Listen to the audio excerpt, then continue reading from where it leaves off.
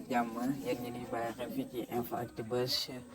comme niñ ko déggee moom kii di Dame Mbodj ñëw bu baax a baax ci jàpp bi nga xamante ni jàpp nañ ko kii di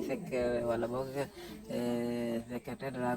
ki nga xamante ni boobu mooy communication bu parti bi di Pastef di El Hadji Malick Ndiaye ginnaaw bi nga xamante ni tey nañ ko fan yi ci kaso bi li ko waral nag niñ ko xamee benn audio boo xamante ni kat dafa génn doon woote lu demee ni daal di woote fitna comme ñoom ni ñu ko waxee loolee waral kii di procureur dal di sàkku ñu dal di koy jàpp moom El Hadji Malick Ndiaye jàpp boobee nag moom kii di El Hadji Malick Ndiaye weddi na bu baax a baax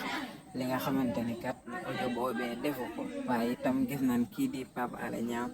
moom itam mu génne image ki nga xamante ni sax moo def audio boobee nekkoon koo xamante ni mu ngi doon jàppale kii di président Macky Sall waaye ñàkk d'accord ak moom waral na mu génne ci moom ba kookee moo def audio boobee nga xamante ni moom lañ jàppe kii di Dame wala boog kii di El Hadji Malick Ndiaye kon moom Dame Mbodj mu indi ci ay révélation yu xamante ni yu leer la di xam ne ni kat kii ñu jàpp nekkul ni moom mooy El Hadji Malick Ndiaye ndax wax yi sax boo gisee nga xam ne bokkul noo xamante ni ni la ñuy waxe ñoom rawatina ki nga xamante ni moo doon wax dafa niru koo xamante ni ku jàngul la kon El Hadji Malick Ndiaye bu fekkoon mooy wax du waxe comme li nga xamante ni ni lan déggee ki nga xamante ni moo nekk ci audio bi